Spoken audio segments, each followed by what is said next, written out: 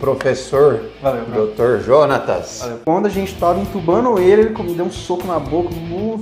Esse marketing invasivo. E você tá seguro para fazer o paciente sair de um post do Instagram que seja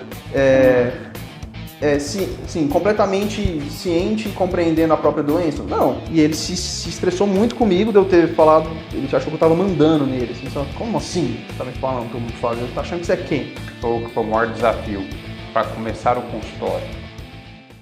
Vamos começar aqui então o podcast hoje com um convidado especial, Dr. Jonatas Vasconcelos. Dr. Jonatas Vasconcelos está aqui com a gente.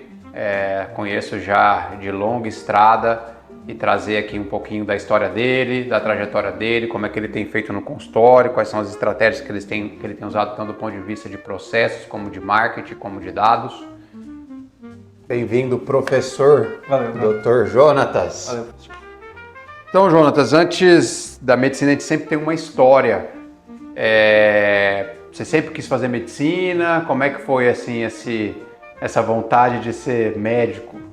Não, eu queria alguma engenharia. Aí, no final do ensino médio, eu me matriculei para engenharia civil na UNB. Aí, Você passou em vestibular? Passei, raspei a cabeça, tomei ovo lá no Vaca Brava, pedi dinheiro no sinal. Não sabia disso, não. Eu formei em dinâmico, fiz ensino dinâmico. Aí a gente, no PAS, eu passei na UNB, a gente foi pro Vaca Brava, fez aquela festança, ovo e tal. E aí, pedi dinheiro no sinal, a gente foi no Habib's, comprou um monte de esfirra, a gente comeu, tomou Coca-Cola e tal. Tava tão feliz, fui pra Brasília, me matriculei. Aí eu tive uma conversa com meu pai. Meu pai me sentou e falou: Jonas, é o seguinte, é bom ter um médico na família, a gente não tem nenhum médico na família. Eu queria que você fizesse medicina no FG, federal. Você consegue fazer um ano de cursinho e passar? Eu falei: eu acho que eu consigo. Ele: tá, porque depois, mesmo que você passe e não queira, começa o curso e você não gostou, depois você volta atrás, você passa para engenharia de novo, mas medicina que é difícil. Topa? Eu falei: topa. Aí fiz um ano de cursinho no Olimpo e passei na federal, na FG. Comemorou e tal. Passei também em Tocantins e no Amazonas. Aí eu comecei no FG. No início eu não gostava tanto, minhas matérias favoritas ainda eram de exatas. Então, alguns poucos 10 que eu tenho no boletim são de biofísica, bioestatística, que eu curtia muito. Que é que nenhum médico gosta, né? Exato. Geralmente. Exato.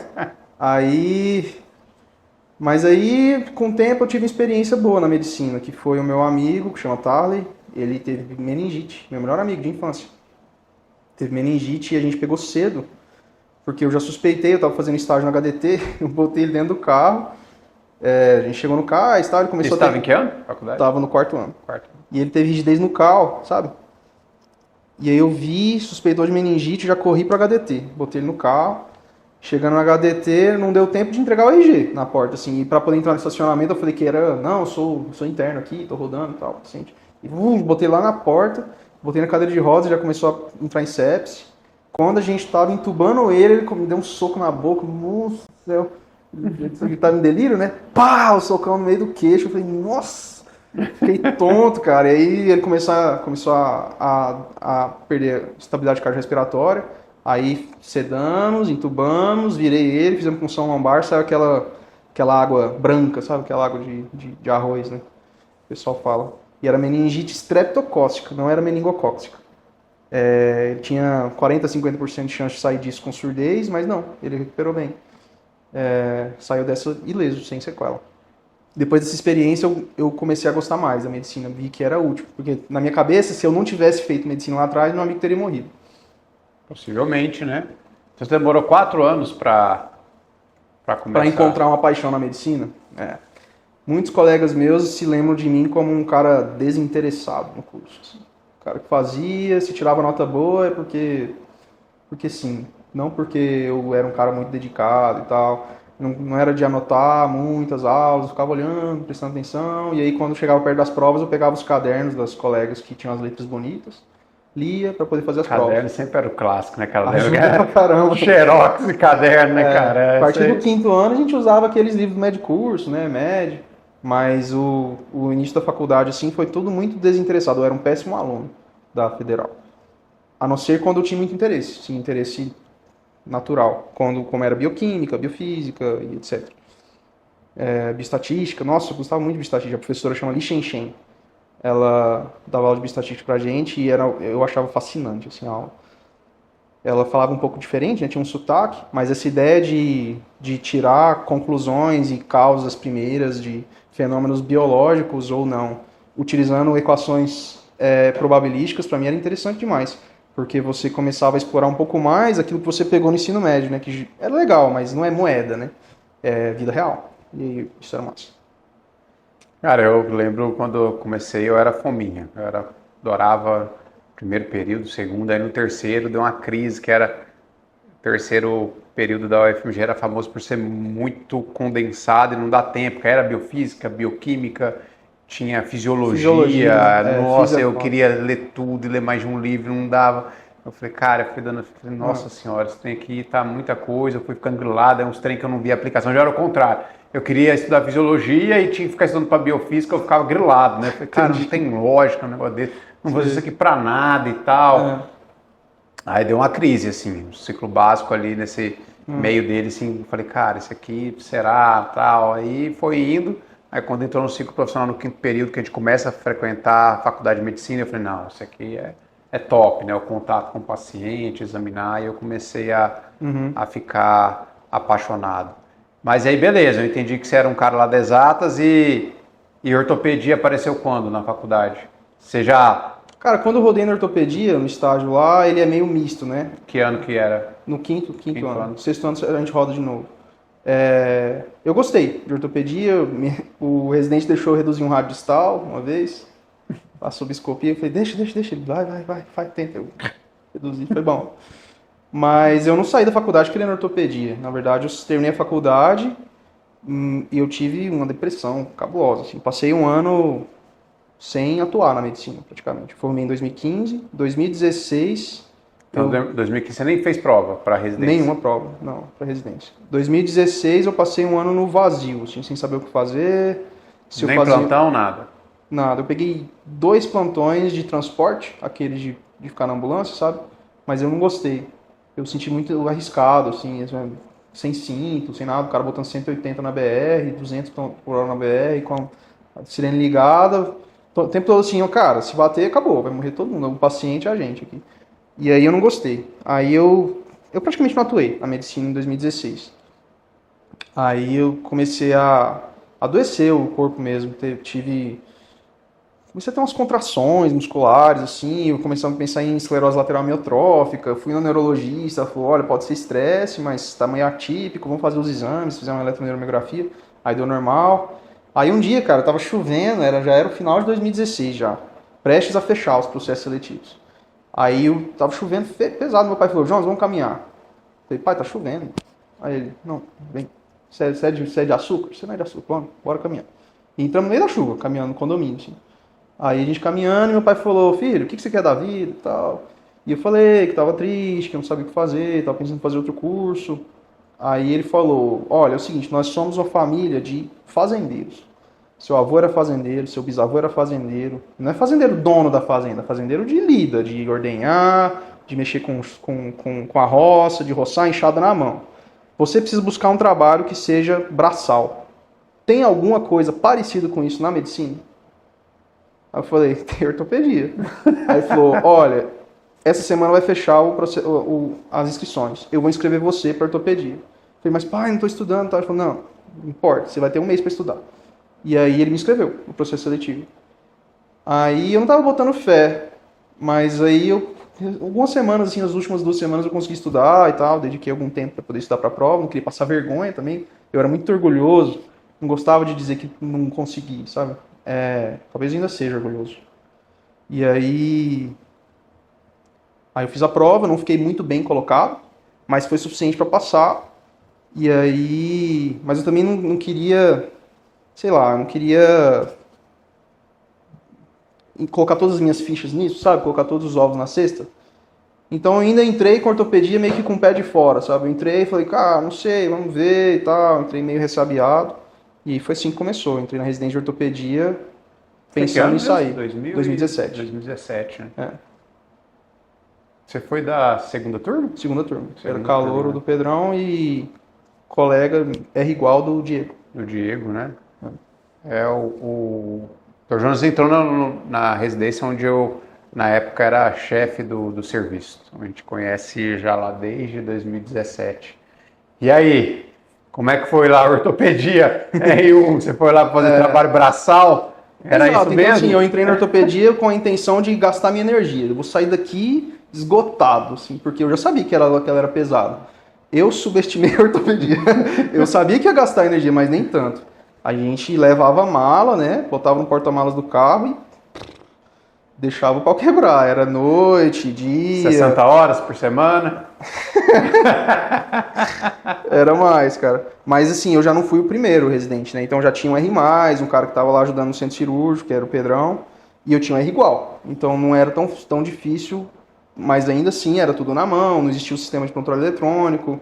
A gente fazia as prescrições de um dia da noite pro dia, né? Então já deixava tudo pronto com o nome em branco, pelo menos o básico de dieta, o volume, antibiótico se precisasse, cuidado de curativo, tudo pronto assim, prescrição feita na mão para fratura de tíbia, prescrição feita na mão para fratura de tornozelo, para fratura de punho, essas prescrições básicas já estavam prontas. Aí a gente começou a digitalizar, fazia no Word, deixava tudo impresso, preparado para já encaixar, porque era muito paciente, né, cara? A enfermaria era muito cheia e nosso objetivo não era enfermaria, nosso objetivo era entrar pro centro cirúrgico, para poder ver Esperar, cirurgia, né? E tal. Então, e tinha aula. E como Mas o bom da ortopedia é que não precisa estudar, ué. Tá bom. Vai. Primeiro que você sai da faculdade sem noção anatômica nenhuma, né? A sua noção é memorizada, não é uma noção tridimensional da anatomia. Então, se você perguntar para um aluno de medicina qualquer a origem e inserção do flexor radial do carpo, ele pode até te falar. Mas ele não te fala se ele está lateral, medial, nervo mediano. Ele não fala isso. Ele vai te dizer a origem e inserção. Ele não tem noção anatômica, de fato. É um descolamento muito grande, um abismo entre a teoria médica simples do acadêmico de medicina e a praxis, e a prática cirúrgica. Isso aí você vê na hora, pegando, né? É o famoso ver com os dedos. Claro que está no livro. Você vai lá, o acesso, está descrito. Mas a prática é muito diferente. Então a gente precisava de tempo, né? É igual tempo de voo, vocês falam, né? Que é igual piloto. Tem que ter tempo de voo. E aí, a gente, por isso, sobrecarregava muito a enfermaria. A gente tinha que tocar a enfermaria com muita pressa para poder chegar na prática cirúrgica. Mas era muito bom, cara. A ortopedia, ela trouxe um jogo equivalente à minha disposição de gastar energia, entende? Eu sentia que... O que foi mais difícil? A residência? No R1?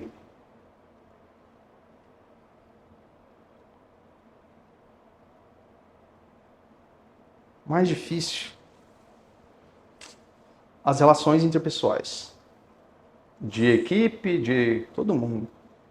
Com equipe de enfermagem, com colegas médicos, entre residentes, com alguns chefes, porque eu já sou meio assim, sabe, com relação interpessoal, já não sou muito bom nisso, fico supondo coisas que a pessoa pode estar pensando, baseado num discurso, então ela fala uma coisa, eu acho que está falando aquilo, e eu sou um cara um pouco sistemático, então às vezes aconteceu um evento na residência que foi péssimo, assim. Um professor falou, olha, eu quero que tal pessoa faça aula tal para tal dia. E aí, chegou no dia da véspera e eu avisei o colega. Falei, cara, lembre-se de que a aula de amanhã é sua. E ele se estressou muito comigo de eu ter falado, ele achou que eu estava mandando nele. Assim, como assim você está me falando que eu não falo? Ele está achando que você é quem? E aí, gerou um atrito cabuloso que, na minha opinião, até hoje não se resolveu. Até hoje, cara. Não se resolveu desde aquele dia. Do tipo assim, do cara falar pra mim, você vira homem pra falar na minha cara e tal, você cria bolas antes de poder falar alguma coisa comigo, esse tipo de coisa, assim. E comigo isso aí... Tretas entre residentes. Eu não tinha isso na família, assim, eu não vim de uma vivência em que isso era rotineiro. Eu saí desse dia assim, beleza. Tem um cara aí que se deixar o cara me mata, entendeu? Mas falta de cultura mesmo, é um atrito cultural. Me sentia peixe fora d'água, nesse sentido pessoal, assim, social. A ortopedia, para ser uma coisa bem que hoje mudou, né? Mas nessa época era muito masculinizada, era muito mais homem e um ambiente, do ponto de vista assim, hostil, de muito trabalho, muito estresse, muita cirurgia, pressão do serviço funcionar, de tudo dar certo, da carga teórica, da prova, do TEOT. Eu, quando era residente, quase várias vezes via de fato lá entre os R+, na sala de reunião, que o que acontece lá fica lá, mas a gente quase via de fato, um chamar o outro para briga, isso aí era normal da ortopedia, mas o bom, assim, eu acho que a vantagem da questão masculina é o seguinte, nada pessoal, depois daquilo tudo é todo mundo lá e ia comer pizza. Eu lembro na segunda-feira, que era a minha reunião científica, cara, a gente era estraçalhado pelos chefes, mas depois a gente ia comer pizza e resolver entre a gente. Eu acho que essa resolução faltou. Esse momento de, galera, foda, foi mal, desculpa aí, tá tudo certo. Não é nada semana pessoal, que vem né? começa de novo, tal, tá tudo certo. Senão o pessoal a gente tá estressado, tal, dá uns tapas nas residência- costas e vida que segue. Esse momento de resolução não acontecia, entendeu? Residência é uma coisa muito difícil, muito estressante. Eu acho que era. Muito, muito estressante. Eu vivi os dois lados, né? Como chefe de serviço e como residente, é complicado. E que você daria? Porque tem muitas pessoas que têm essa dificuldade, assim, como melhorar nas relações interpessoais? Bom, eu acho que eu evoluí nesse sentido. Eu não tenho mais essa dificuldade de estar sempre levando pro coração, né? Uma coisa que alguém disse. E é uma questão de comunicação mesmo, né? Então, em vez de eu congelar, eu poder articular e dizer com mais clareza o porquê que eu penso de alguma forma ou de outra. E poder dizer o que eu poderia fazer para mudar a minha opinião. Mas como que foi o seu processo de melhora? Você leu, você aconselhou, você fez uma autorreflexão e mudou de maneira ativa e intencional? Como que você conseguiu mudar na prática? Assim, não, eu li tal livro, comecei a aplicar, ou foi uma coisa, autorreflexão minha, comecei a fazer, ou alguém falou para mim que eu era assim e eu quis mudar? Como que foi? Ou você nem percebeu? Acho que é um pouco de tudo que você falou, mas eu tenho a impressão de que alguns problemas que eu passei na vida que foram muito graves mudaram um pouco minha perspectiva, sabe? Então, os problemas pequenos se apresentavam como gigantescos justamente pela falta de problemas gigantescos. A partir do momento que apareceu um ou dois problemas que são de fato enormes, aqueles que eram de fato pequenos se apresentaram como pequenos. Isso te ajudou, então. Qual o problema? Que você teve um problema grande na residência? Foi no R1 ou no R2? Foi no R2 pro R3. R2 para R3? Eu estava no final do R2, estava no final do R2, começando o R3, começou o primeiro mês do R3, abril de 2019. Eu tive um acidente vascular encefálico isquêmico de base, por dissecção de artéria vertebral. E aí esse ano eu saí da residência, né, para me recuperar, e aí um ano depois eu voltei. E você lembra do dia, assim? O que você sentiu? Eu lembro. Eu estava em São Paulo, cuidando do meu pai. Meu pai tinha sido diagnosticado com sarcoma de cavidade nasal, fez a cirurgia na quarta. Na sexta ele já estava no apartamento que a gente tinha alugado lá para poder cuidar dele. A gente fez tipo uma força-tarefa, sabe? Um dormia, o outro acompanhava ele no hospital, aí voltava. Cada 12 horas a gente trocava. E ele recebeu alta. Nessa sexta-feira, às 2h39 da tarde, eu senti uma dor muito forte na região cervical, à direita, que depois de alguns segundos já começou a ter formigamento no membro superior, sensações de agulhadas, e depois começou a ir para o membro inferior também. Aí eu já supus que era um problema vascular, comecei a trocar de roupa para ir para o hospital, avisei minha mãe e meu pai. Falei, olha, eu estou tendo provavelmente um problema vascular, deve ser alguma coisa associada ao encéfalo, não sei se é de base, não sei se é alto, mas eu preciso correr, porque pode Você ser já pensou nisso na hora? Na hora. Não pensou em Na hora. Eu tava de algum cueca. evento embora, alguma coisa, uma trombose em membro superior, alguma Não, vasculopatia? a trombose é diferente, né? Ela é mais lenta, insidiosa, ela vem com edema, não é tão súbito, né? Esses eventos súbitos, de você começar a ter um déficit neurológico súbito, poucos segundos depois da dor, você já começar a ter perda neurológica, são sempre vasculares. Então eu sabia que era vascular, só não sabia a topografia. Só que ainda ficava lá no fundo o medo, cara, isso pode ser um piti, né, velho? Isso pode ser um, né? Sim, paciente tá, ansioso, é um evento tá, meu pai tá estressante, com câncer. violento, né? Pode ser um negócio meio psicossomático, sabe? Então eram as duas principais hipóteses pra mim. Eu tô com um problema ou vascular ou psicossomático. Mas vamos lá, né? Aí botei a roupa e tal, desci, para esperar o Uber. Quando o Uber chegou, eu já não consegui levantar mais. Não consegui ter força para levantar.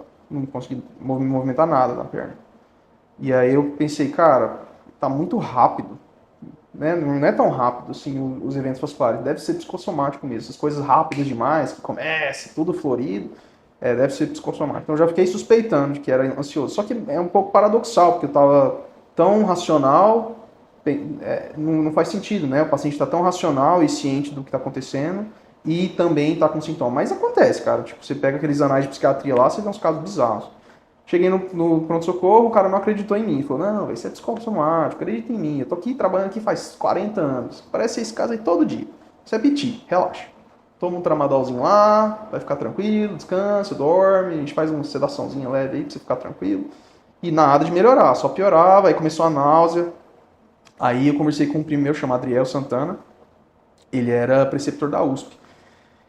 E aí ele falou, cara, vou te encaminhar daí correndo para um hospital aqui em São Paulo que chama Lefort, muito bom hospital, para você fazer uma angiotomografia, porque você tá com problema vascular. E aí a gente foi e confirmou, era uma dissecção de artéria vertebral e eu tava começando a ter necrose isquêmica de ponte e bulbo. Ampola de trombolítico. Aí tinha 2 ampolas no setor inteiro.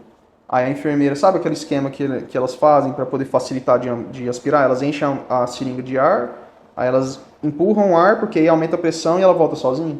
Ela fez assim, injetou, pum, explodiu a ampola na mão dela.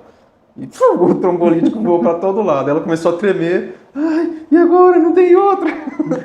Eu falei, faz a outra ampola. Que tem aí. Ela, mas a dose é 2. Eu falei, não, você vai fazer o quê? Chama, pede pra trazer, mas eu sei que vai demorar, não tem problema, porque já tava dando meu tempo. O tempo é 4 horas, né? Eu já tinha passado uns 4 horas e pouquinho. Aí eu falei, por favor, faz essa ampola aí, pelo menos. Aí ela fez a ampola. Aí teve todo um teatro lá, pegaram um iPad, assim, eu conversei com um cara que era o sumidade da neurologia brasileira, o cara dentro do iPad, assim, agora faça tal movimento, levanta, faz teste index nariz, aí né, aquele sinal da hemiplegia. Aí verifiquem aí o sinal clássico da hemiplegia, eu lá, tipo, nossa, velho, eu virei um cobaia aqui, vocês querem que eu dance também, pego um guarda-chuva. Bom, aí... Resumindo, era para eu ter melhoras, mas por causa do tempo não teve melhora nenhuma. Então você vai ver pessoas que tiveram dissecção de artéria vertebral, ou fizeram algum procedimento hemodinâmico, ou fizeram trombolítico a tempo, e eles saem sem sequela. Não foi o meu caso. Eu saí com sequela praticamente sem nenhuma recuperação neurológica, de cadeira de rodas, eu fiquei uns meses de cadeira de rodas, depois eu fui para muleta, muita fisioterapia, TO, então investi em físio particular, TO. O pessoal do CRER aqui em Goiânia me ajudou muito, fazia terapia ocupacional aqui no CRER 2 vezes por semana. Eu achei que eu não ia voltar a escrever, não ia voltar para o centro cirúrgico, achei que não ia voltar a nada, e surgiu a possibilidade de eu fazer a dominância contralateral, né? Eu aprender a escrever com a esquerda, desenhar com a esquerda, operar com a esquerda, parafusar com a esquerda e tal. Criar uma dominância contralateral, que foi esse esforço de 2019 inteiro, até o final de 2019. Quando chegou 2020, eu já estava me sentindo melhor, já tinha voltado a caminhar, apesar de ser tudo muito consciente, né? Porque essa perda da propriocepção, à direita, faz com que você tenha que manipular seus movimentos conscientemente. Então a marcha, a dorsiflexão do pé para poder não ter o foot drop, você evitar o Trendelenburg, esticar o joelho, senão você fica uma marcha plégica. Para poder fazer tudo isso, você tem que ser consciente o tempo todo. Você tem que estar sempre dedicando um pouquinho da sua cabeça para fazer os movimentos. Isso se confirmava no centro cirúrgico. Então, eu achei que eu não ia voltar a operar. Mas eu voltei para a residência, eu já avisei os preceptores, olha, é um teste. Eu entro em campo com vocês e se por algum motivo eu não estiver dando conta, a gente só anota aí no papel que eu estou inapto e está tudo certo. E eu abandono a residência de ortopedia. Mas aí... com muito esforço, eu me tornei um ortopedista mediano aí, suficientemente apto para fazer procedimentos. Cara, eu acho que eu não sei se eu te contei isso já, mas eu lembro o dia que você me ligou para contar. Sexta-feira. Sexta-feira, né? Sim, eu cheguei no mesmo dia. Sexta-feira eu estava operando. Você me ligou no final de tarde, para início de noite, para contar. Você era tão Caxias que você tinha que me ligar para contar do que tinha acontecido. O que a residência faz com a cabeça. Não, tem que avisar o chefe, que não sei o que eu não vou. Aí você me ligou. Eu lembro que o paciente estava anestesiado, eu já tinha colocado o colchão na fratura de tornozelo. Eu já estava tudo preparado. E eu estava indo escovar. Aí eu estava com o celular aqui e você me ligou. Eu falei, o Jonatas, aí eu fiquei preocupado porque você tinha falado que era acompanhar o negócio do seu pai, né? Eu falei, deve ser uma coisa do pai dele. E aí eu atendi, eu lembro, sua voz mais arrastada e você me contando. Cara, eu fiquei assim, sem acreditar, né? Eu não podia, eu tinha que te dar força naquele momento, né? Aí eu desliguei o celular. Eu sempre tenho um ritual, né, de botar a mão assim, fazer a minha oração antes de escovar para a cirurgia. E eu botei a mão, cara, comecei a chorar assim, falei, cara, não tô acreditando no negócio desse, cara. Eu, respirei, falei, não, vai dar tudo certo, e bora, e fui operar. Você operou, cara. Fui operar. Aí esse foi o primeiro, assim, choque, assim, que me deixou emocionado. E depois foi quando você voltou e entrou na primeira cirurgia. Você entrou na primeira cirurgia e você sempre muito exigente com você mesmo. Eu lembro que você deu os pontos com dificuldade, aí você foi passar um parafuso e teve uma dificuldade. Aí você falou, pô, acabou a cirurgia, a gente foi lá no vestiário, né, trocar de roupa, aí você, porra, vamos operar, consigo passar um parafuso, dar uns pontos. Eu falei pra você, calma, velho, ninguém nasce andando. Hoje você engatinhou. Amanhã você vai engatear de novo, aí você vai dar uns passos, vai cair, e assim vai ser. E assim foi, pô. E a gente foi, e depois você terminou a residência, e você foi fazer o que depois de terminar a residência? Tanta coisa para você escolher, tanta coluna, ombro, regenerativa. O que você foi escolher, cara? Pé e tornozelo. Pé e tornozelo, que é a área que, de novo, eu seria o chefe da cirurgia do pé. Por que o pé, cara? Ele é muito versátil, né, e amplo. Ele tem procedimentos que são de partes moles, procedimentos que são osteotomias, tridimensionalmente complexo, e o próprio consultório é muito variado, né? Chegam pacientes com bolinha para tirar, cisto, chegam pacientes com joanete, chegam pacientes com pé plano, pé cavo, também chegam lesões traumáticas de ruptura de tendão e tal. Então acho que é uma área da ortopedia muito versátil, além de que filosoficamente é a base do corpo, né? Tem toda uma aura por trás da cirurgia do pé, além de que eu vi a excelência nos professores de pé que eu vi, que foram você, e na faculdade tinha o Dr. Edegmar, que depois eu descobri que foi seu preceptor. Então eu queria isso, assim. Eu via também uma preocupação com a excelência cirúrgica muito mais intensa nas cirurgias que eu estava acompanhando com você na sexta-feira. Tanto que, não sei se você lembra, eu imprimia o raio-x, botava na parede e tal.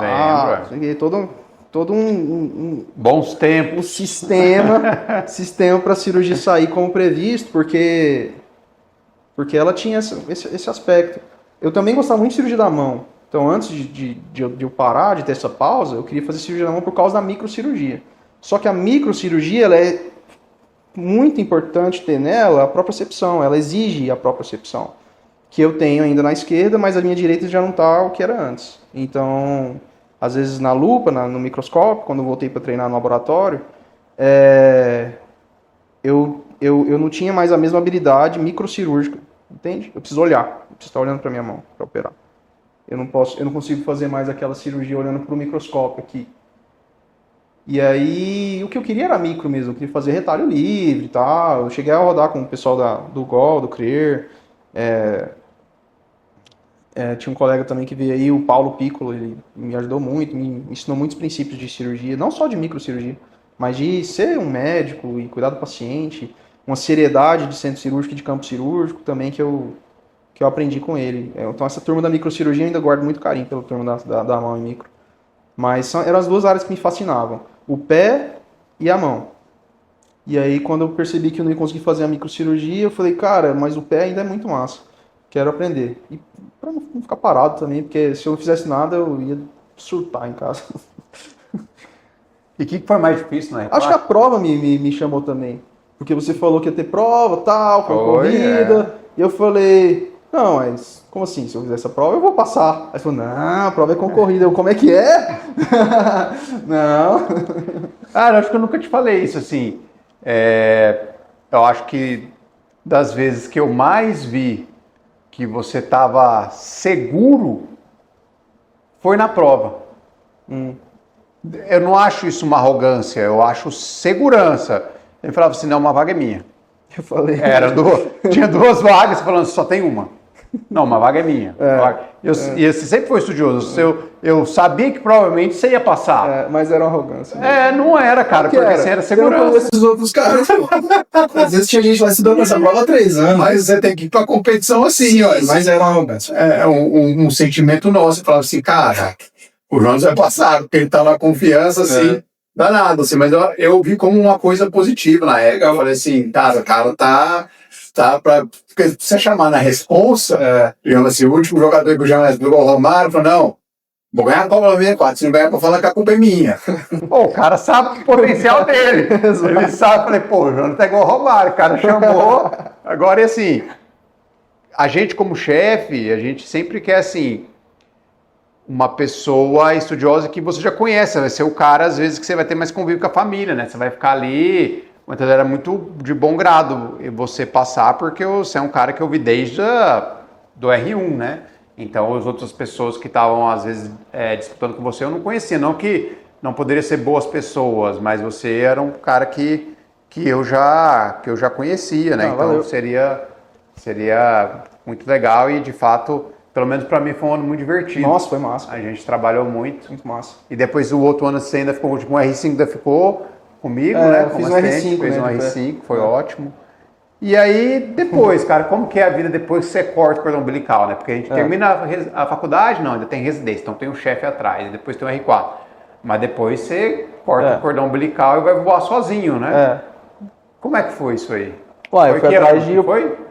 2023. 2023. E aí? Aí, 2023 aí eu saí do R5, né? Eu fui atrás de oportunidade de emprego. Eu queria trabalhar com o pé, né? E aí surgiu o HMAP, que agora é Einstein. Já era, né? Mas aí surgiu o processo seletivo, a Gabi entrou primeiro, depois eu entrei. A Gabi era a outra R4. É um hospital público, né? É um hospital público. E eu entrei no CRER também. Só que no CRER eu não tive tanta facilidade. Eu comecei operando lá como ortopedista geral.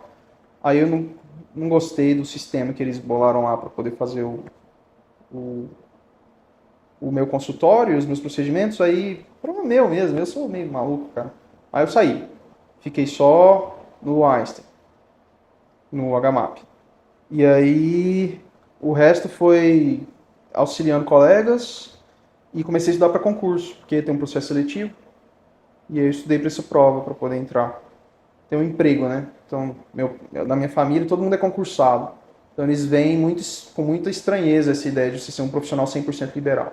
Para eles tem que ser meio a meio. Você tem que ter um concurso e o resto da sua prática liberal. E foi o que eu fiz em 2023. No final de 2023 teve o Steps to Walk, aquele processo lá do pessoal que vem de fora, né? Vem o pessoal de Chicago, vem um canadense, vem essas sumidades da cirurgia do pé para operar. Foram 22 casos. Isso me fascinou, assim, eu fiquei bastante empolgado com isso. Tanto essa possibilidade de trocar conhecimentos em inglês com os caras que estão falando e trazendo conhecimento de fora, quanto ver o processo de pensamento deles sobre um caso clínico, entende?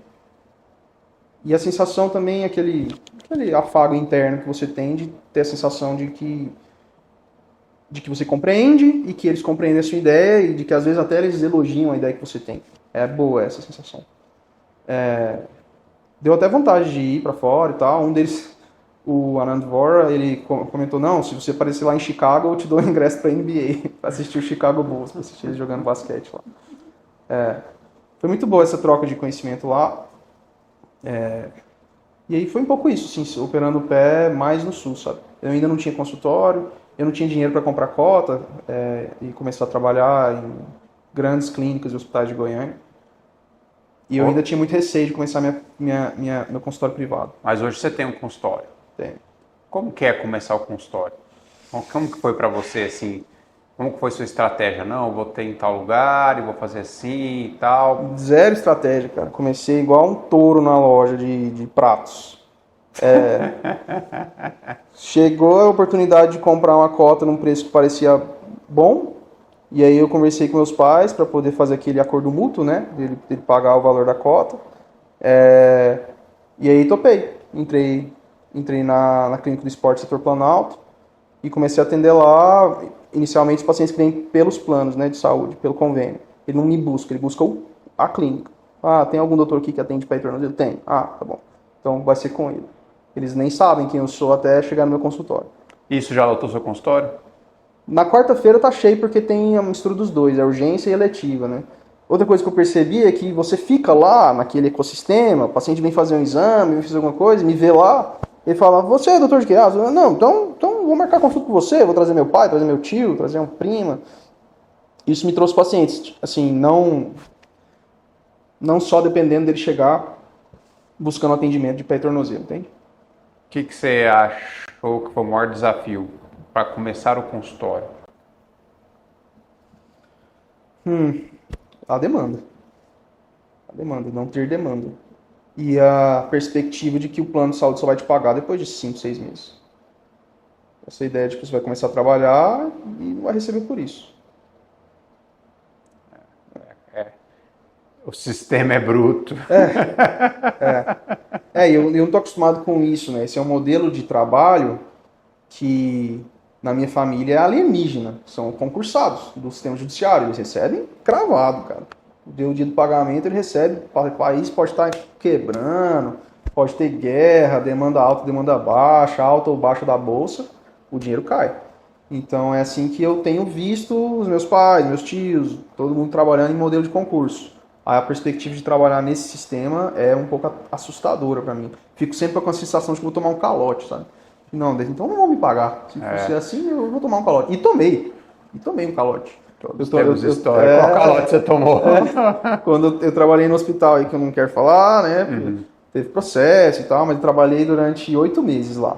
Eu ia pra cidade, trabalhava, fazia um dia inteiro de trabalho e voltava pra Goiânia. E aí passou 6 meses, passou 7 meses, nada. Eu falei, e aí? Eles, não, doutor, você é um de 30 ortopedistas que não estão recebendo. São vários. Todos vocês, se você somar a dívida, ela é milionária. Aí todo mundo fechou que a gente ia parar de trabalhar lá. E aí esse negócio judicializou, foi passar 3 anos pra gente receber e foi assim, uma porcentagem do valor total, pequena. E aí o advogado avisou o grupo, não tinha um grupo de WhatsApp, e falou, olha gente, é o seguinte, eu sei que não é o que vocês merecem é 100% do valor, até corrigido, né, pela inflação. Mas se vocês não aceitarem isso aqui, vocês não vão receber nada, vocês não vão receber um centavo. Porque o trem vai subir para instâncias muito superiores. Aceitem esse valor menor. E aí todo mundo assinou, a gente aceitou e caiu um valor lá e tal. Mas esse já foi um aviso para mim, que esse modelo de serviço não é bom. Então, eu peguei um modelo, todos temos história, eu peguei um modelo 2013. Eu também atendi no hospital aqui, um hospital privado aqui de Goiânia. E aí era o modelo daqueles que você atende o pool de pacientes de convênio que são vinculados ao hospital. E aí o hospital te repassaria. 1, 2, 3, 4, 6 meses. Eu falei, e aí, tudo bem, eu sei que o convênio demora um pouquinho para pagar, mas já tem 6 meses que eu estou aqui atendendo. Ah, doutor, veja bem, não sei o quê. Aí peguei meu chapéu e fui embora, peguei minha viola, fui tocar em outro lugar e nunca recebi. Depois eu operei lá, operei casos particulares, convênios lá, eu falei assim, todo mundo tem essa história. Mas é o que você falou, a medicina ela é sui generis nesse negócio assim, ninguém aceita isso. Não. Mas o médico aceita. Ninguém aceita trabalhar e receber daqui 3 meses. Esses são os modelos dos convênios. 3 já a gente aceita. Mesmo com a inflação, mesmo perdendo o poder de compra. Por isso saiu um estudo agora. O médico, em média, ele perdeu 50% do poder de compra nos últimos 10 anos. Se ele está atrelado a plano de saúde. Por aí mesmo. É um negócio bizarro. E como é que você dá? Porque claramente, para mim, assim, você tem um perfil assim, mais técnico, mais daquele nerd, que geralmente tem dificuldade do marketing. Por exemplo, você imaginou que você ia formar e um dia ter que sentar e gravar um vídeo com a mídia social, como é que você lidar com isso? Então, eu não lidei, na verdade, né? Eu decidi fazer um jeito diferente. Nem sei se vai dar certo, né? Mas eu decidi fazer do meu jeito, né? Apresentar as ideias. Eu estou tentando seguir um pouco o que você ensina, que são aquelas estratégias para fazer o post engajar e ter um pouco mais de audiência, mas ainda assim de um jeito meio esquisito, mas que é o meu jeito. Eu me sinto à vontade para falar assim, às vezes eu faço uma piada, eu gosto de desenhar, então às vezes desenho anatomia, mas é por aí. Eu não quero, cara, fazer aqueles vídeos editoriais e tal. Venha para a minha clínica para tratar a sua dor. Nós temos a solução para você. Veja esse sistema moderno. Eu não quero fazer isso. Muito CTA, né? Eles call to action, muito intenso. E não precisa. Não precisa. Uma das teorias da empresa é o marketing permissivo, né? Esse marketing invasivo. E você tá seguro para fazer o paciente sair de um post do Instagram que seja completamente ciente e compreendendo a própria doença? Não. Se você for botar na ponta da linha, na ponta da caneta, você vai dizer para o paciente: olha, desculpa, eu não posso te falar com certezas, a não ser que você venha no consultório, não é? Então, já que não vai ter certeza nenhuma, então eu prefiro falar, cara, esse vídeo aqui é pra você dar uma risadinha, é pra você, sei lá, achar legal, talvez você se identificar, né? Mas eu ainda não nichei, por exemplo, no procedimento cirúrgico, ou procedimento infiltrativo, ou seja lá o que for. Se eu nichar, aí vai ter pelo menos essa facilidade de eu entender qual vai ser minha audiência. Beleza, essa é a audiência, eles vêm buscando esse conteúdo, e aí ela quer saber pelo menos às vezes um antes e depois, como é que é a recuperação pós, que é importante para quem faz procedimento cirúrgico. Então eu entendo, eu só ainda não... Eu tô meio flutuante aí nisso aí. Mas na realidade você começou de um ponto que pode ser o ponto de início para muito colega. Você tem que ser o que você é. Se você fizer um personagem, não converte, não casa. Porque pelo menos o paciente chega no meu consultório e não vê uma coisa diferente, né? Ele fala, esse doutor é desse jeito mesmo. Um dos erros maiores que eu vejo da sua geração, da geração do pessoal mais novo, muitas vezes eles são até bons na questão do marketing, faz até um vídeo roteirizado, tem até uma certa facilidade na comunicação. Entretanto, ocorre um desalinhamento do marketing com o consultório físico, com a realidade. Do tipo, eu escuto muito isso. Posso contar a história? Veio uma paciente com filho, claramente super exigente, um menino tinha um certo QI elevado, um certo, assim, não vou falar um superdotado, mas você via claramente que ele era um QI elevado. E aí o filho tinha uma patologia que era cirúrgica. E eles vieram, eu conversei com eles, expliquei, o menino sabia as técnicas tudo, os nomes, mas melhor que um. Não, essa tal técnica, tal, você via que não era GPTzado não, ele tinha uma certa profundidade com um menino de 12 anos. E aí eu falei, pô, você tá sabendo mais que meus residentes aí, rapaz. E fui conversando. Ela falou, doutor, você é o 8º que eu venho. E você já era o último, a gente estava sem esperança, a gente já ia para São Paulo, que aqui em Goiânia tem essa cultura, né? Não, se não resolve, tem que ir para São Paulo. E você nos passou muita segurança. E a gente foi em alguns colegas que têm palavras dela, Instagrams maravilhosos, que eu fiquei apaixonada.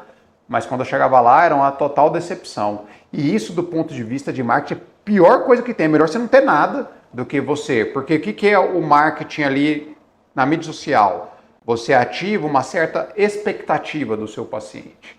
Se você desalinhar isso, dá muito ruim. Ele já vem com a expectativa, ele vê lá, se você é comunicativo, se você é um cara que está sorrindo, se você é um cara que aparentemente que passa segurança, que passa excelência, que passa acolhimento, e de alguma maneira ele vem com aquela expectativa e você não atingir, chegar lá, sua secretária dá chute na costela dele, você é grossa com ele, atraso no atendimento, você chega, você gagueja, você não sabe falar, não sabe nem qual técnica o menino está falando.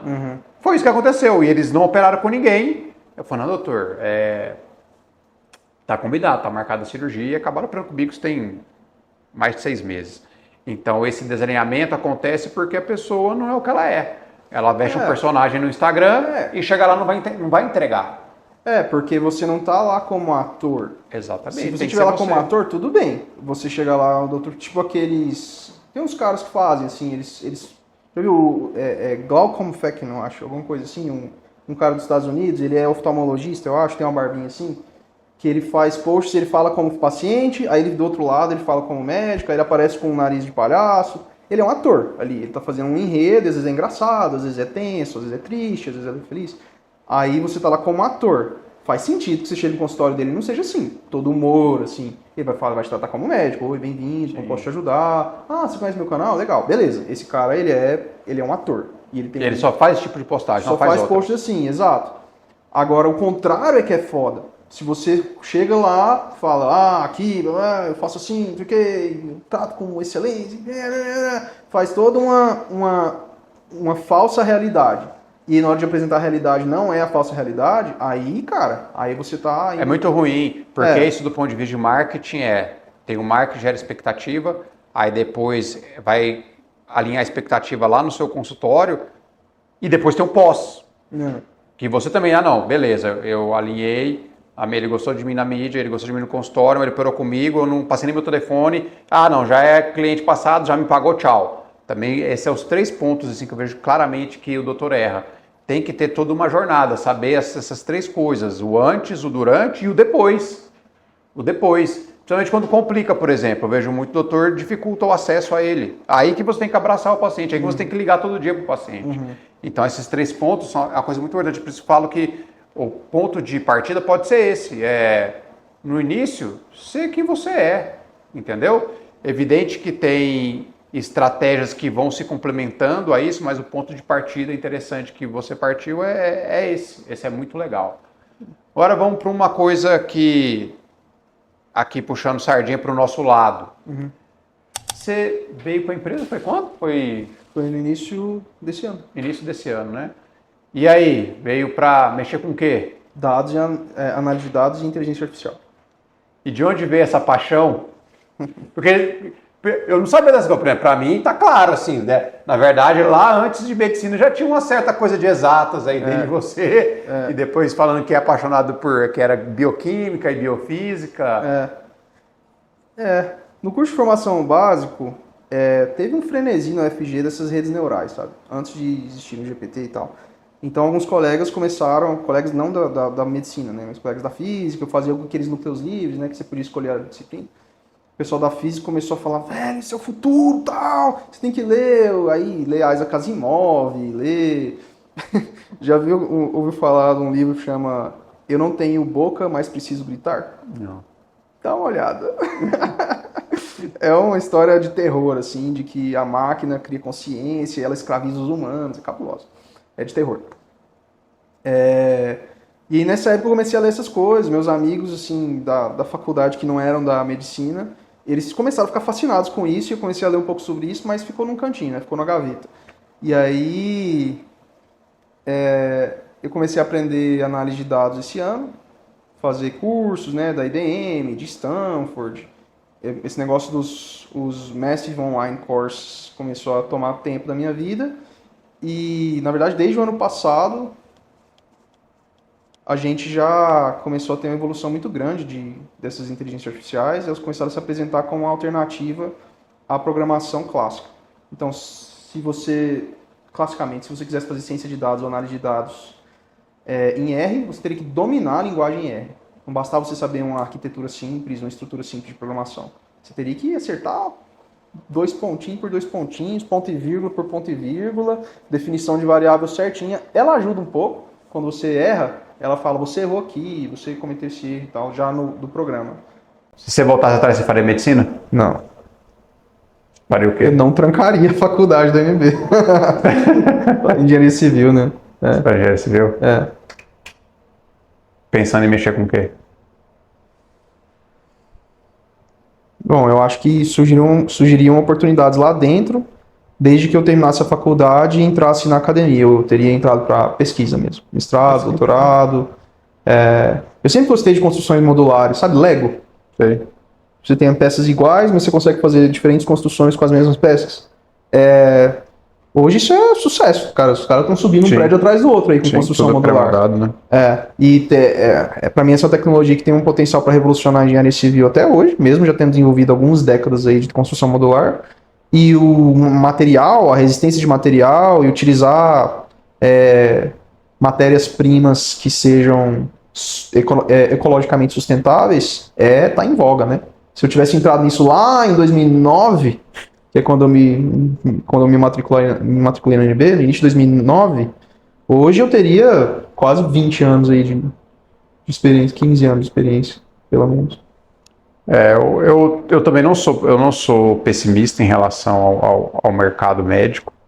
Eu acho que ele vai ficar mais difícil, ele vai ficar mais profissional, e vão ter assim, mais grandes players, porque de pessoas tentando, porque explorar o médico é muito bom para grandes players. Explorar qualquer um é muito bom. Porque o médico ele é super bom tecnicamente, ele gosta de trabalhar, ele de certa forma assim, ele é preocupado com a remuneração, mas ele assim, se você der uma condição legal para ele trabalhar, não sei o que, aquilo é às vezes mais importante, apesar que essa geração vem mudando, vem fazendo conta. Então é esse cuidado que tem que ter. Agora, cara, se você é bom, você pode ser mais qualquer área, eu sei de todas as áreas, aí sempre vai ter um cara que vai se destacar independente disso, só que o médico ele vai ter que ser mais estratégico, ter só hard skill, ser só bom tecnicamente, ser um bom cirurgião, vai ser insuficiente. Vão ter que ter outras habilidades de comunicação, de muitas coisas para você ser um vencedor no jogo, assim, de entender do ser humano, de ter relações, dessas coisas todas. Eu acho que vai se exigir mais do médico, da formação dele, né? Não é só ser um cirurgião, um exímio cirurgião. Não, você vai ter que saber se comunicar, ajuda muito. É o que vem, assim, essa geração mais nova, eles vêm muito preocupados com essas soft skills, quer saber falar e tal, e se vestir, não sei o quê, e estão deixando as hard skills um pouco de lado. Não, vou fazer residência não, vou fazer esse aqui e tal, já vou... E a geração mais velha, não, foi totalmente hard skill e as habilidades interpessoais e de comunicação e marketing, eles deixam a desejar. Por isso que eu sempre brinco que se fundisse os dois, daria um super profissional de saúde. Então, caminhando para o final, tem alguma pergunta que... Vamos inverter o jogo. Tem alguma pergunta que você gostaria de fazer para mim? Ou agora você é o entrevistador, eu sou o entrevistado? Tem. Você acha que valeu a pena me transformar em ortopedista? Transformar você em ortopedista? Sem dúvidas nenhuma. Assim, vamos lá, respondendo de maneira egoística e depois pensando em você. De maneira egoística, eu sempre quis assim, falei, cara, assim, o que a gente vai deixar de legado nessa vida? O que é o legado? São pessoas que o que é legado para mim? Bom, quando eu morrer, o que vão falar de mim ou quem vai falar de mim? Ok. Certo? Quando você forma alguém, quando você ensina alguém, quando você pega aquela pessoa que não era aquilo, você não era ortopedista e se transformou por méritos seus, eu só dei o alicerce, dependia de você, e você seguiu o caminho. Quando a gente faz isso, eu deixei um pouco de mim em você. E você é mais jovem do que eu. Teoricamente, se tudo for dentro do natural, eu vou embora antes de você. E quando eu for embora, vai ter um pedaço de mim em você. Então eu deixei meu legado. Você vai falar de mim quando eu morrer. Você vai lembrar das coisas que eu fiz por você, das coisas que nós vivemos juntos, das coisas que nós construímos juntos. Então isso eu acho muito legal, pensando em mim. Entendi, um legado. Um legado. Entendi. Então eu sempre quis falar assim, cara, como que as pessoas falam de mim? E eu acho que uma das coisas muito poderosas é por meio do ensino. Por meio de você ensinar uma pessoa alguma coisa, igual a gente fala do nosso chefe, eu falo dos meus chefes até hoje, e vou morrer falando, e quando meu chefe morrer, meus chefes morrerem, eu vou falar deles, porque foi um pedaço deles que eles chamam influências, a gente via e a gente copia. As coisas boas e com as ruins a gente não faz, que a gente joga ruim, por isso que é bom ter vários chefes. Em relação a você, cara, sem dúvidas nenhuma, valeu a pena. Por quê? Porque você foi um projeto que deu certo. Eu vejo você o que era e você o que é hoje.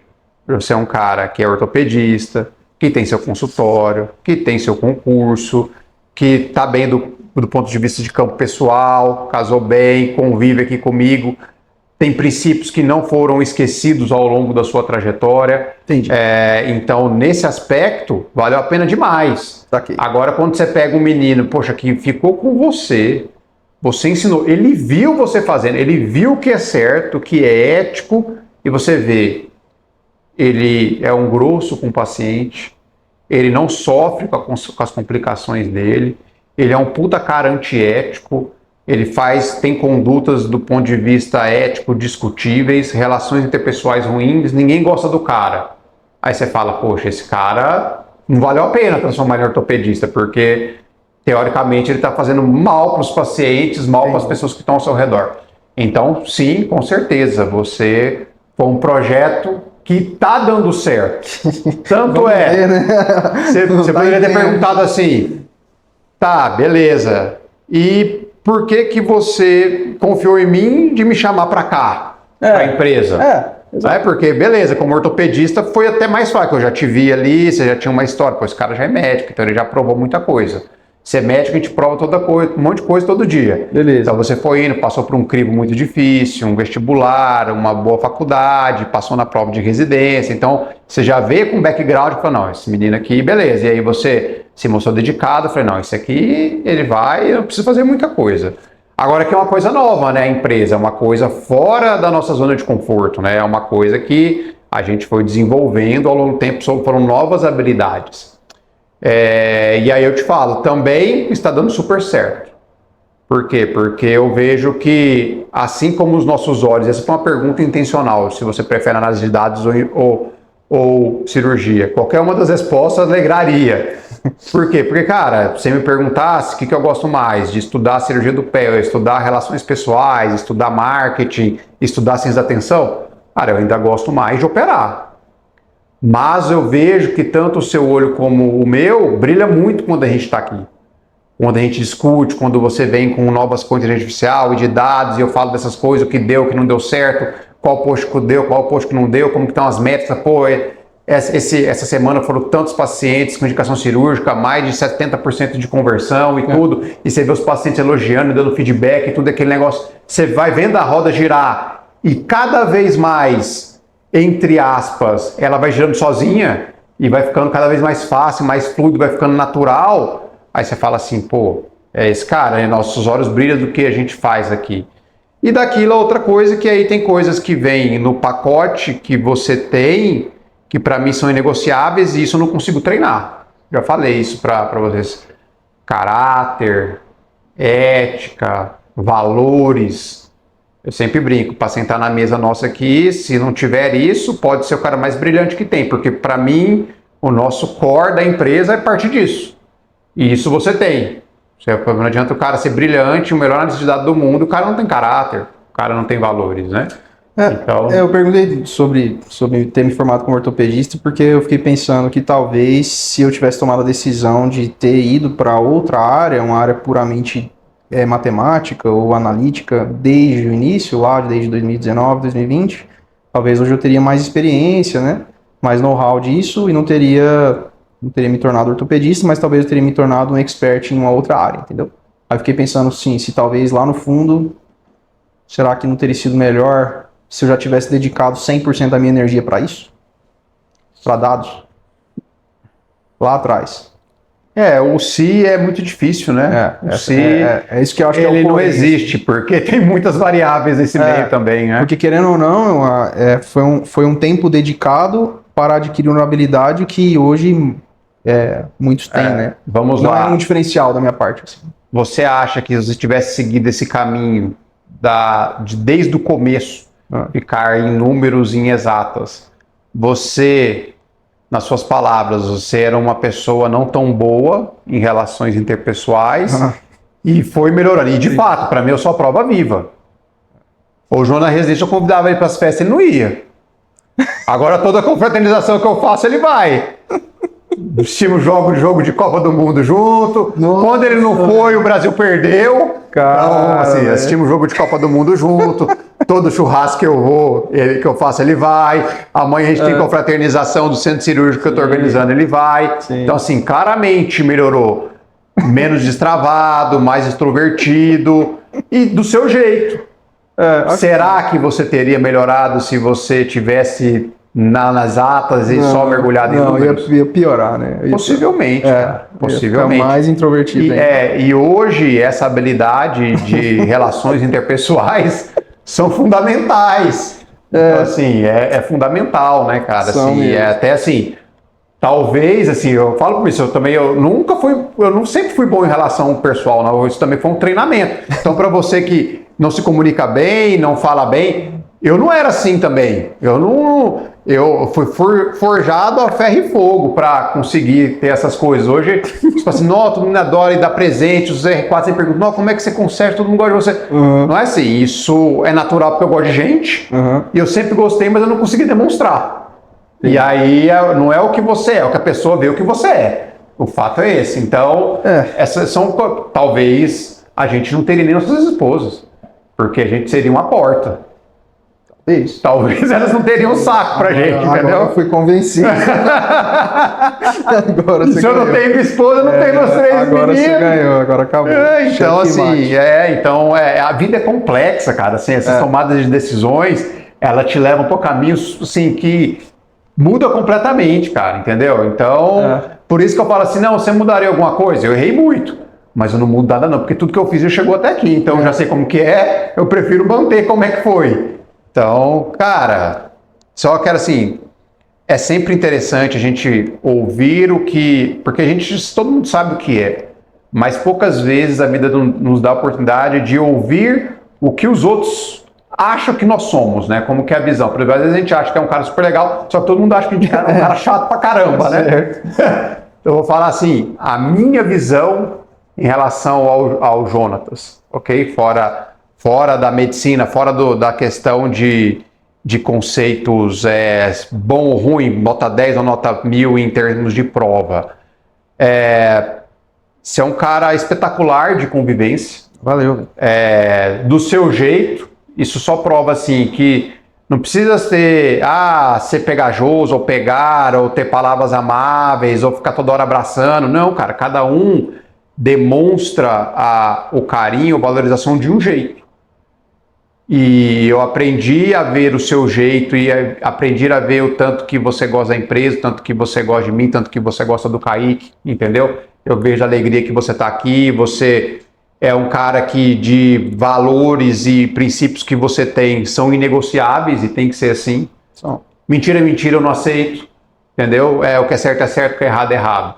Então, assim, para mim fica claro, assim, do jeito que você como todos temos coisas para melhorar, e você melhorou, assim, de maneira espetacular em relação à desenvoltura. E isso ajuda para você, não só na vida pessoal, mas nos pacientes, né, cara? O paciente, ele gosta. O ser humano é um ser carente. O ser humano doente é mais carente ainda. Então, ele precisa do afago, da atenção, da demonstração de carinho, né? Então, cara, assim, que eu tenho certeza, a gente casa para ser pai, então eu tenho certeza que esse momento vai chegar, cara, eu não tenho dúvidas nenhuma que você vai construir uma família, assim, perdão da expressão, do caralho mesmo, assim. Valeu.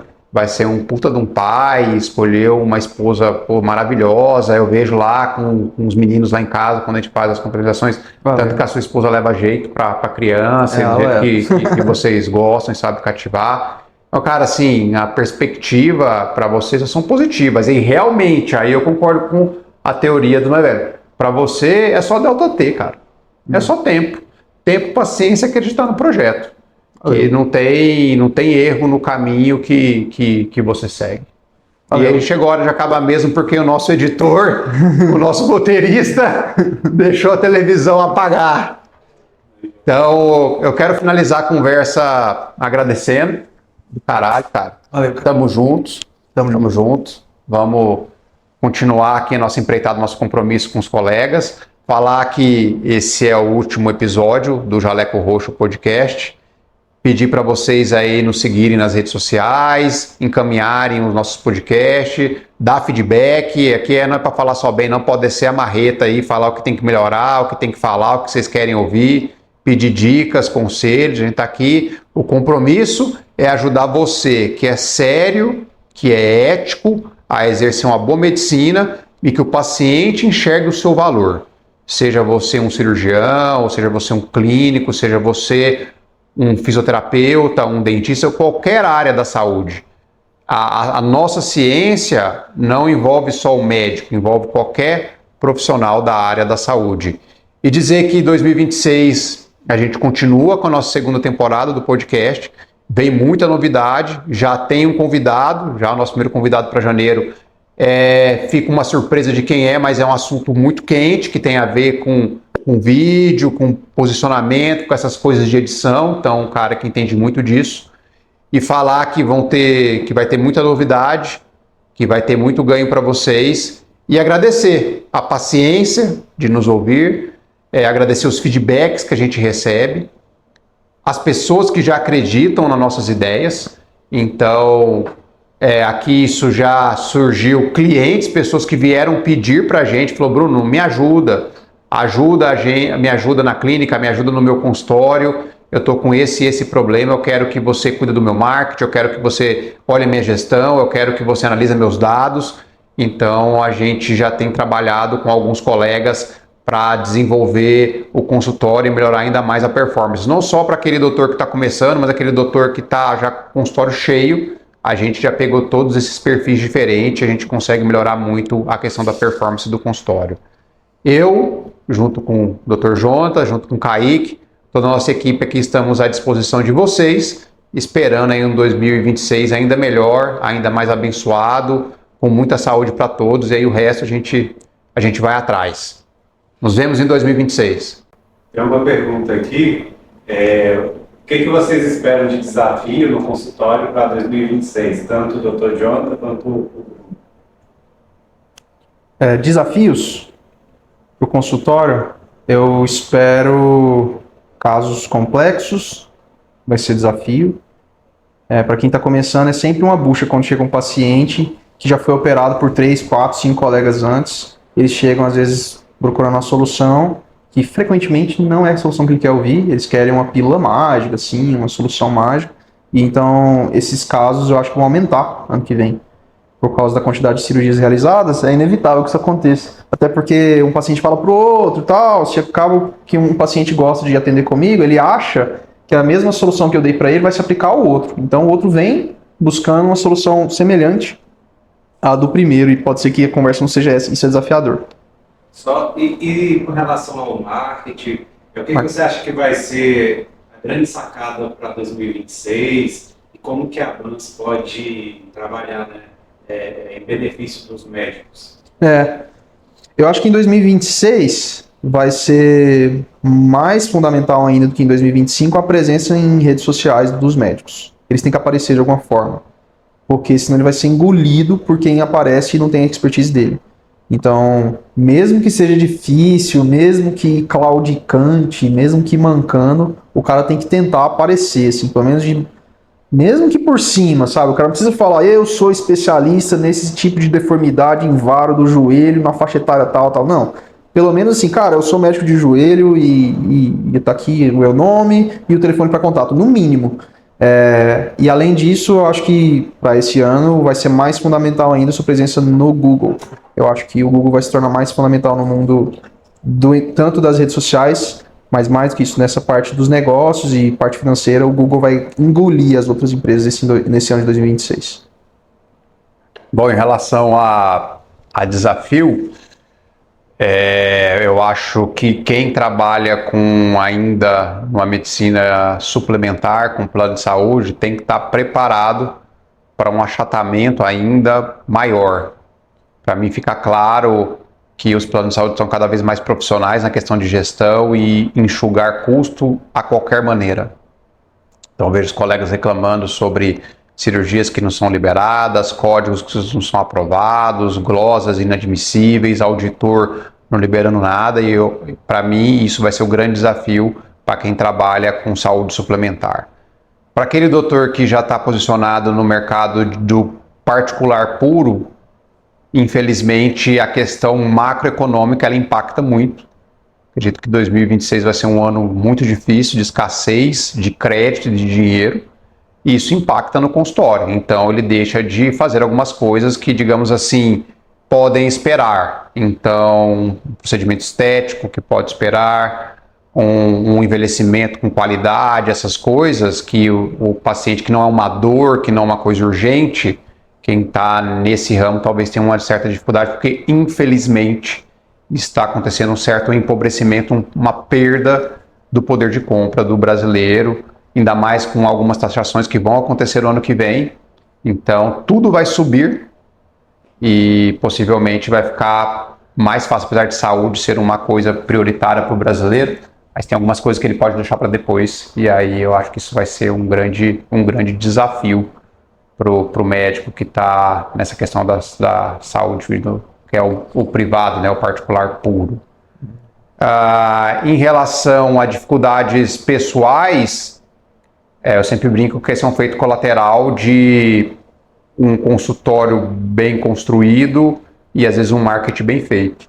Você conseguir gerir o seu tempo para conseguir atender as demandas do seu consultório, agradar o seu paciente, fazer as coisas, então desmarcar consultório, tem que melhorar um pouco nisso, tem que desmarcar consultório, operar, aí a fila cresce, aí o paciente fica angustiado porque a cirurgia dele só daqui 2 meses, aí eu tenho que cancelar consultório para a agenda não ficar tão negócio, e nesse contexto todo, tem a minha vida pessoal, tem minha família, eu tenho filhos pequenos, então essa foi uma semana maravilhosa, os últimos dias de dezembro, que geralmente são semanas que são mais frias, mas para mim foi super quente questão de trabalho. Não teve nenhum dia essa semana que eu cheguei em casa e meus mídias não estavam acordados.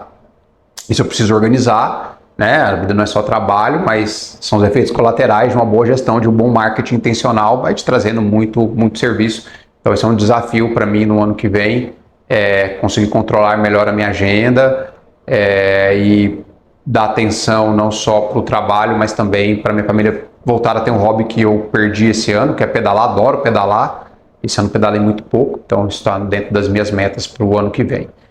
Em relação à grande questão do marketing, o que eu acho que vai ser muito importante para 2026 é um marketing intencional, bem feito, estratégico. Você saber por que você está postando aquilo, o que você quer aquilo, o que você espera daquilo e metrificar isso.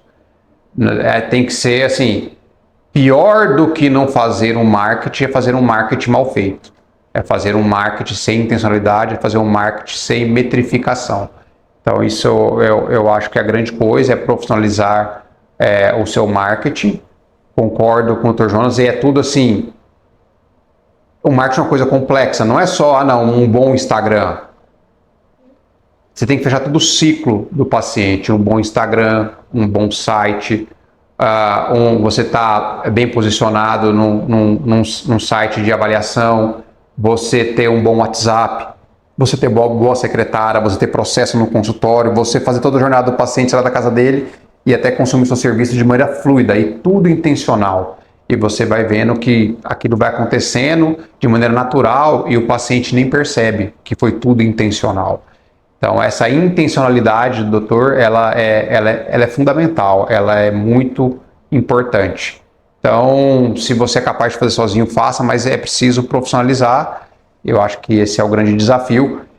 E ficar atento, que, como o Dr. Jonas falou, isso aí para mim é fundamental. Tudo a gente é um pouquinho atrasado em relação aos norte-americanos.